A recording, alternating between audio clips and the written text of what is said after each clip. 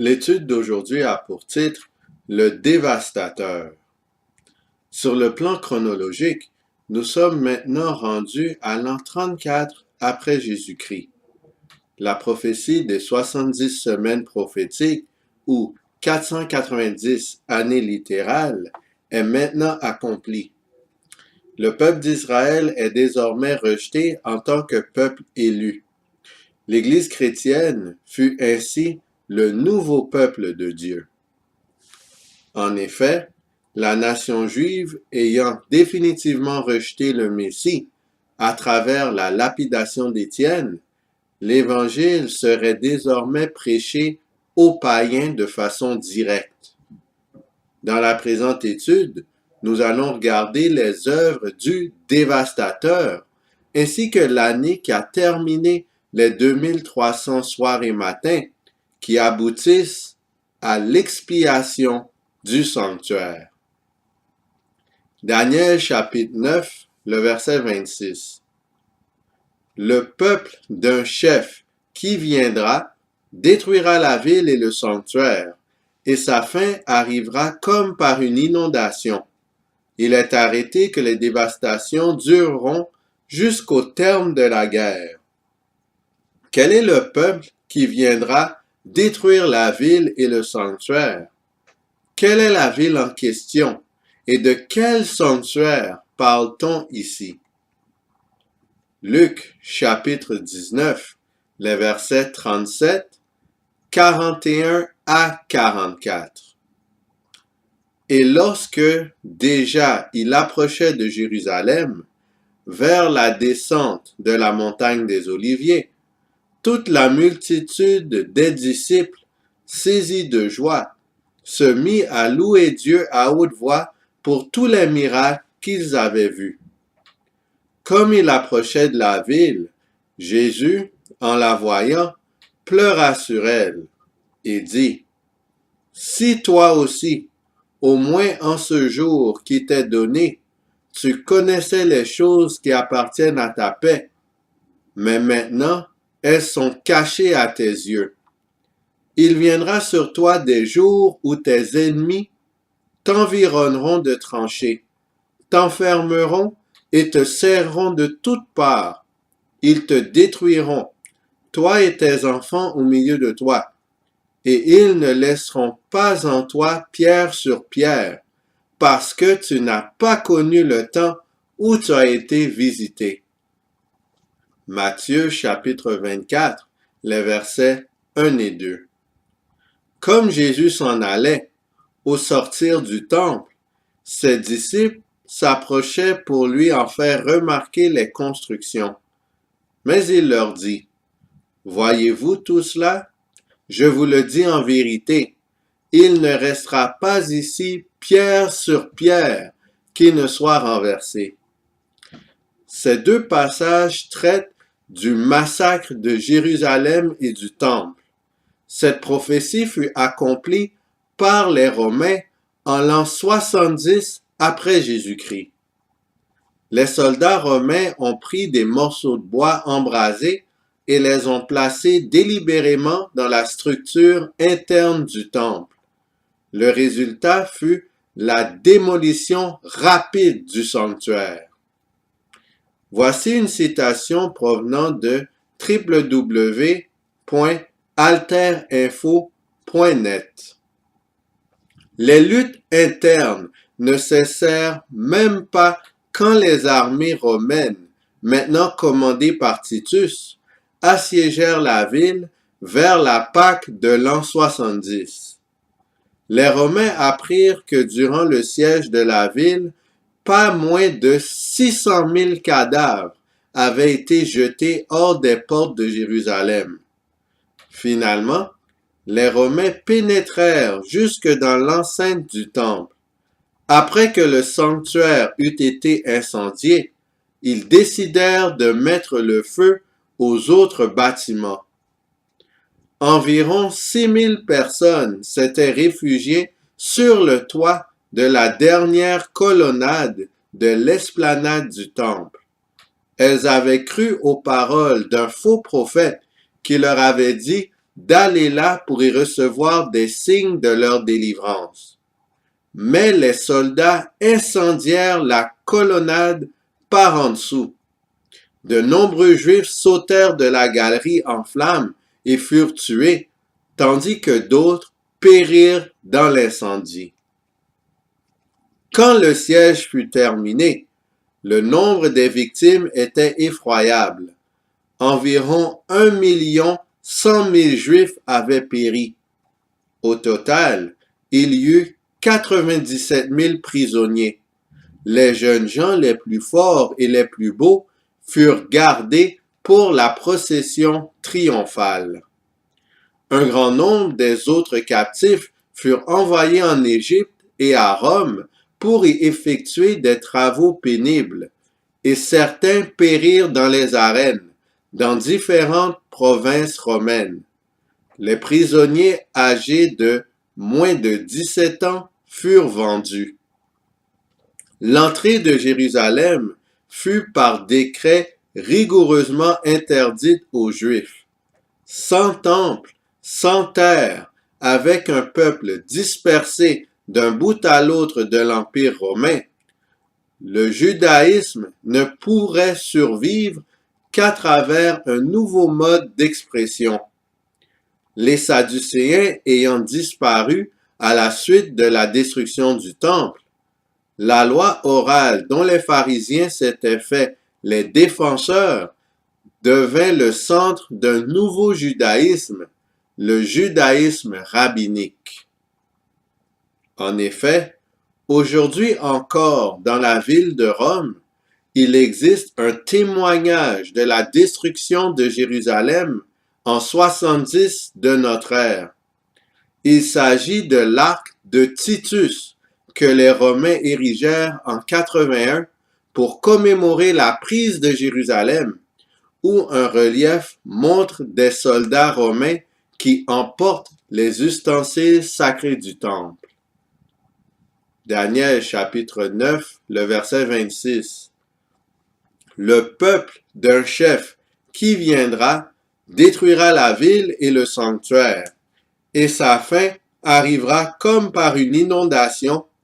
Il est arrêté que les dévastations dureront jusqu'au terme de la guerre. Que représentent les dévastations? Luc chapitre 21, les versets 20 et 21. Lorsque vous verrez Jérusalem investie par des armées, sachez alors que sa désolation est proche.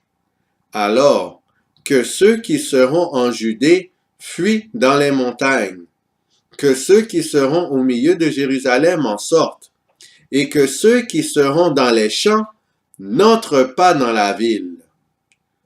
Luc chapitre 21, les versets 22 à 24. Car ce seront des jours de vengeance pour l'accomplissement de tout ce qui est écrit. Malheur aux femmes qui seront enceintes et à celles qui allaiteront en ces jours-là, car il y aura une grande détresse dans le pays et de la colère contre ce peuple. Ils tomberont sous le tranchant de l'épée. Ils seront emmenés captifs parmi toutes les nations. Et Jérusalem sera foulée aux pieds par les nations, jusqu'à ce que le temps des nations soit accompli. Un passage de l'Évangile selon Luc, traitant du même événement, mentionne la destruction de Jérusalem comme la ville étant foulée aux pieds par les nations. En ce sens, le terme de la guerre est la même chose que le temps des nations. Quelle est la durée du temps des nations? Apocalypse chapitre 11, les versets 1 et 2. On me donna un roseau semblable à une verge, en disant, lève-toi et mesure le temple de Dieu, l'autel et ceux qui y adorent.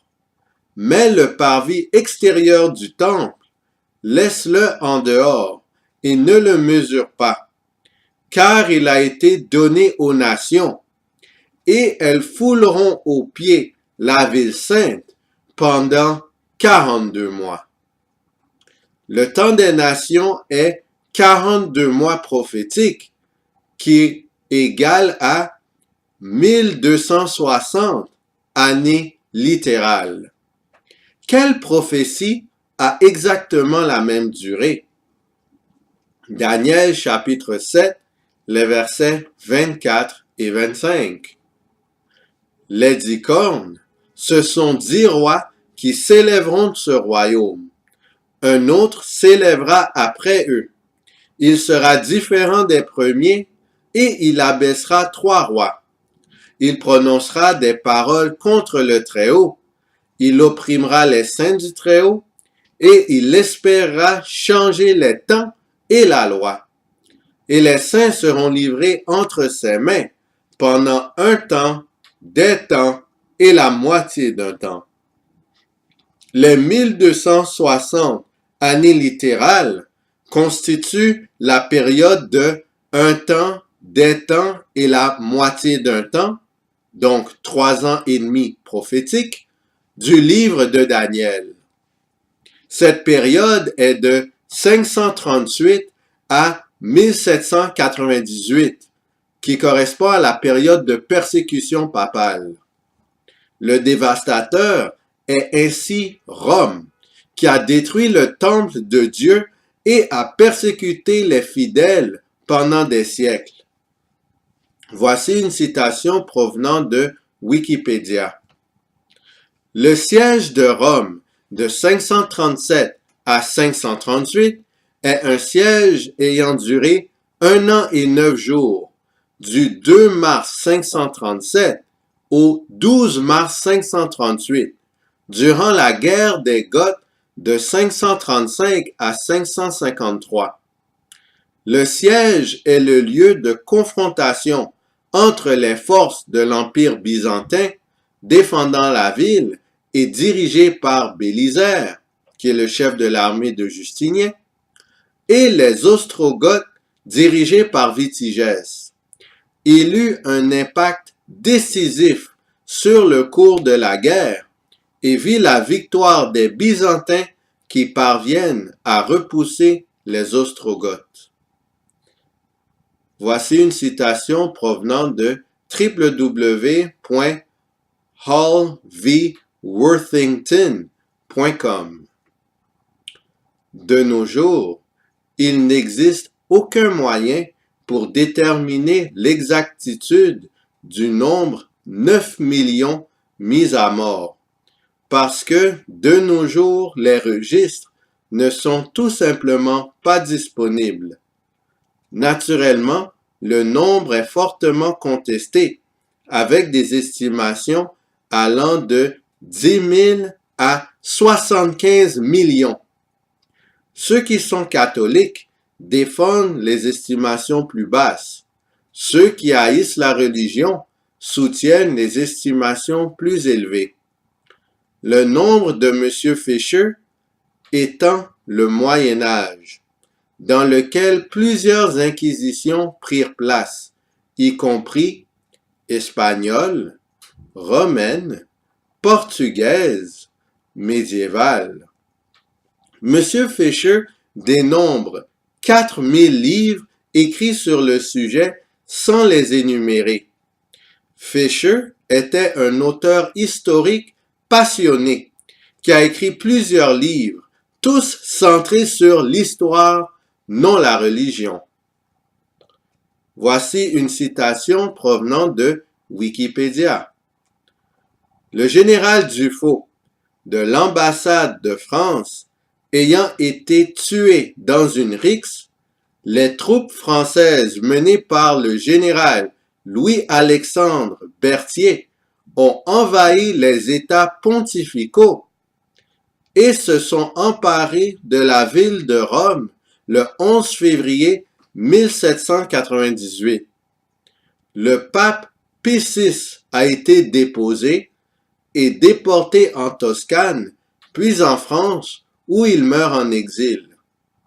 À la place des États pontificaux, le général Berthier a proclamé la République romaine le 15 février 1798. Le nouveau pays a été organisé sur le modèle de la République française par Donou et Monge, avec l'aide de révolutionnaires locaux et de quelques Français comme Florence.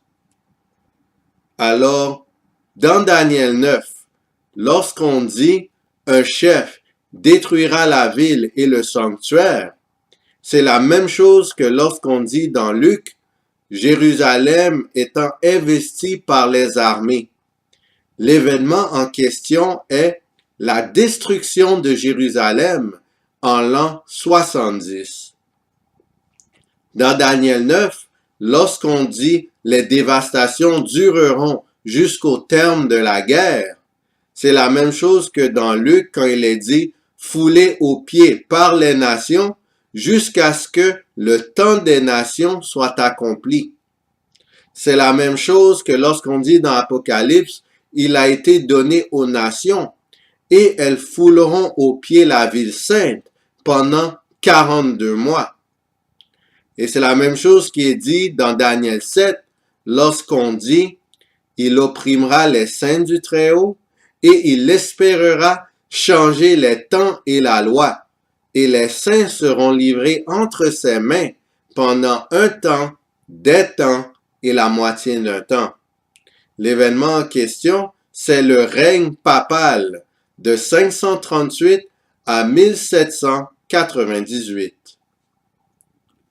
Daniel chapitre 9, le verset 27. Le dévastateur commettra les choses les plus abominables. Quelles sont les choses les plus abominables que la papauté a commises durant son règne? Daniel chapitre 7, le verset 8. Je considérai les cornes, et voici, une autre petite corne sortit du milieu d'elle, et 3 des premières cornes furent arrachées devant cette corne. Et voici, elle avait des yeux comme des yeux d'homme, et une bouche qui parlait avec arrogance. Quelles sont les paroles arrogantes que la papauté a prononcées? Daniel chapitre 8, les versets 9 à 12. De l'une d'elles sortit une petite corne, qui s'agrandit beaucoup vers le midi, vers l'Orient et vers le plus beau des pays. Elle s'éleva jusqu'à l'armée des cieux. Elle fit tomber à terre une partie de cette armée et des étoiles, et elle les foula. Elle s'éleva jusqu'au chef de l'armée, lui enleva le sacrifice perpétuel et renversa le lieu de son sanctuaire. L'armée fut livrée avec le sacrifice perpétuel à cause du péché. La corne jeta la vérité par terre et réussit dans ses entreprises. La papauté a remplacé la vérité biblique par des traditions humaines. Elle s'est révoltée de cette façon contre Dieu. Elle a joui d'un grand succès dans ses activités. Matthieu chapitre 24, les versets 9 à 15. Alors on vous livrera au tourment, et l'on vous fera mourir, et vous serez haïs de toutes les nations, à cause de mon nom. Alors aussi plusieurs succomberont, et ils se trahiront, se haïront les uns les autres. Plusieurs faux prophètes s'élèveront, et ils séduiront beaucoup de gens. Et, parce que l'iniquité se sera accrue, la charité du plus grand nombre se refroidira. Mais celui qui persévérera jusqu'à la fin sera sauvé. Cette bonne nouvelle du royaume sera prêchée dans le monde entier, pour servir de témoignage à toutes les nations. Alors viendra la fin. C'est pourquoi, lorsque vous verrez l'abomination de la désolation, dont a parlé le prophète Daniel, établi en lieu saint. Matthieu chapitre 24, les versets 16 à 22. Alors que ceux qui seront en Judée fuient dans les montagnes, que celui qui sera sur le toit ne descende pas pour prendre ce qui est dans sa maison, et que celui qui sera dans les champs ne retourne pas en arrière pour prendre son manteau. Malheur aux femmes qui seront enceintes et à celles qui allaiteront en ces jours-là. Priez pour que votre fuite n'arrive pas en hiver, ni un jour de sabbat, car alors la détresse sera si grande qu'il n'y en a point eu de pareil depuis le commencement du monde jusqu'à présent, et qu'il n'y en aura jamais. Et si ces jours n'étaient abrégés, personne ne serait sauvé. Mais, à cause des élus, ces jours seront abrégés. La période de persécution papale fut si farouche qu'elle constitue la pire de l'histoire de toute l'humanité. Donc, dans Daniel 9, verset 27, lorsqu'on dit « le dévastateur commettra les choses les plus abominables », c'est la même chose que lorsqu'on dit dans Daniel 7, les versets 7 et 8, « une autre petite corne sortit du milieu d'elle, elle avait des yeux comme des yeux d'homme, et une bouche qui parlait avec arrogance. » C'est la même chose que lorsqu'on dit dans Daniel 8, les versets 9 à 12, « l'armée fut livrée avec le sacrifice perpétuel à cause du péché. La corne jeta la vérité par terre et réussit dans ses entreprises. » Et c'est la même chose que lorsqu'on dit dans Matthieu 24, les versets 9 à 22, « alors on vous livrera au tourment et l'on vous fera mourir et vous serez haïs de toutes les nations à cause de mon nom. » L'abomination de la désolation dont a parlé le prophète Daniel, établi en lieu saint. Car alors, la détresse sera si grande qu'il n'y en a point eu de pareil depuis le commencement du monde jusqu'à présent, et qu'il n'y en aura jamais. Et cet événement constitue la persécution papale de 538 à 1798. Daniel chapitre 9, le verset 27. Jusqu'à ce que la ruine et ce qui a été résolu fondent sur le dévastateur. À quel moment le décret contre la papauté est-il arrivé? À quel moment la ruine décrétée aura-t-elle lieu? Daniel chapitre 7, les versets 9 et 10. Je regardai pendant que l'on plaçait des trônes, et l'ancien des jours s'assit. Son vêtement était blanc comme la neige, et les cheveux de sa tête étaient comme de la laine pure. Son trône était comme des flammes de feu, et les roues comme un feu ardent. Un fleuve de feu coulait et sortait de devant lui. Daniel chapitre 7, les versets 10 à 13. 1000 milliers le servaient, et 10 000 millions se tenaient en sa présence. Les juges s'assirent, et les livres furent ouverts. Je regardai alors, à cause des paroles arrogantes que prononçait la corne, et tandis que je regardais, l'animal fut tué, et son corps fut anéanti, livré au feu pour être brûlé. Les autres animaux furent dépouillés de leur puissance, mais une prolongation de vie leur fut accordée jusqu'à un certain temps. Je regardai pendant mes visions nocturnes, et voici, sur les nuées des cieux, arriva quelqu'un de semblable à un fils de l'homme. Il s'avança vers l'ancien des jours, et on le fit approcher de lui. Daniel chapitre 8, les versets 13 et 14. J'entendis parler un saint, et un autre saint dit à celui qui parlait, Pendant combien de temps s'accomplira la vision sur le sacrifice perpétuel et sur le péché dévastateur? Jusqu'à quand le sanctuaire et l'armée seront-ils foulés? Et il me dit, 2300 soirs et matins, puis le sanctuaire sera purifié.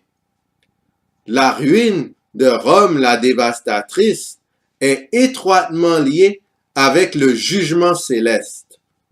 Ce jugement arriva lors de l'entrée de Jésus dans le lieu très saint, ayant pour but de purifier le sanctuaire céleste. Cela a eu lieu à la fin des 2300 soirs et matins. Alors dans Daniel 9, le verset 27, lorsqu'il est écrit « Jusqu'à ce que la ruine et ce qui a été résolu fondent sur le dévastateur », c'est la même chose que Daniel 7, les versets 9 à 14. Je regardais pendant que l'on plaçait des trônes et l'ancien des jours s'assit. Les juges s'assirent et les livres furent ouverts. À cause des paroles arrogantes que prononçait la corne, et tandis que je regardais, l'animal fut tué et son corps fut anéanti, livré au feu pour être brûlé. Sur les nuées des cieux arriva quelqu'un de semblable à un fils de l'homme. Il s'avança vers l'ancien des jours et on le fit approcher de lui. C'est la même chose que dans Daniel chapitre 8, les versets 13 et 14. Pendant combien de temps s'accomplira la vision sur le sacrifice perpétuel et sur le péché dévastateur? Jusqu'à quand le sanctuaire et l'armée seront-ils foulés? Et il me dit, 2300 soirs et matins, puis le sanctuaire sera purifié. L'événement en question est le jugement. Celui-ci débute à la fin des 2300 soirs et matins. Ainsi, l'explication de la vision dans Daniel 9 couvre toute la période prophétique des 2300 soirs et matins mentionnés dans Daniel 8.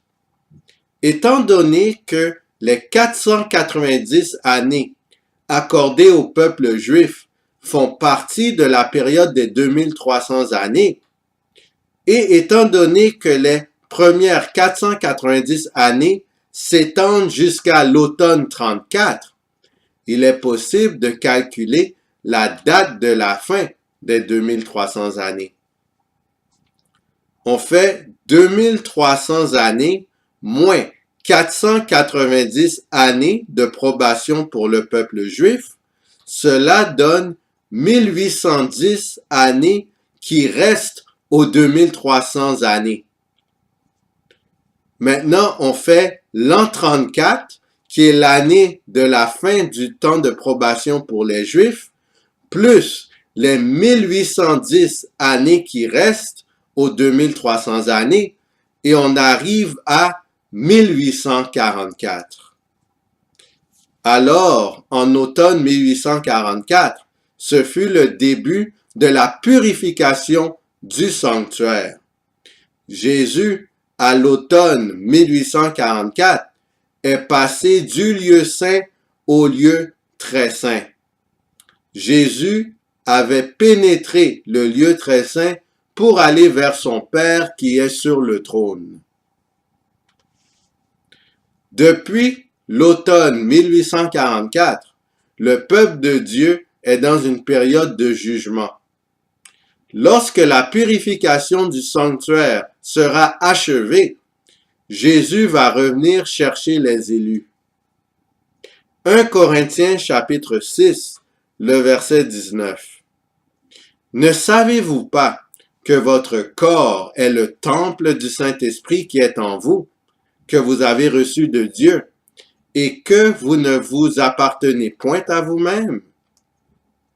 Notre corps est aussi un sanctuaire. Il doit être purifié de toute souillure, de tout péché, à l'instar du sanctuaire céleste qui sera bientôt entièrement purifié. Le peuple de Dieu doit veiller et humilier son âme, car sa vie est attentivement scrutée. Le peuple de Dieu ne doit pas s'occuper de frivolité pendant ce moment, mais il doit s'assurer que tous ses péchés sont confessés et qu'il s'est détourné de ceux-ci. Si nous avons un seul péché non confessé en nous, après la fin de l'expiation, nous sommes perdus. Si nous gardons nos regards sur Jésus-Christ, la victoire est assurée. Si nous ne sommes pas encore baptisés, c'est le temps de prendre la décision de le faire. Sur ce, qui allons-nous choisir? Est-ce qu'on choisit le camp de l'agneau de Dieu? Est-ce qu'on choisit la confession et la repentance complète afin d'être purifié? Ou est-ce qu'on choisit le camp du serpent et on reste dans nos péchés? Que le Seigneur nous pousse à choisir Jésus-Christ et qu'on suive l'agneau partout où il va, afin d'avoir le salut éternel. Que le Seigneur nous garde.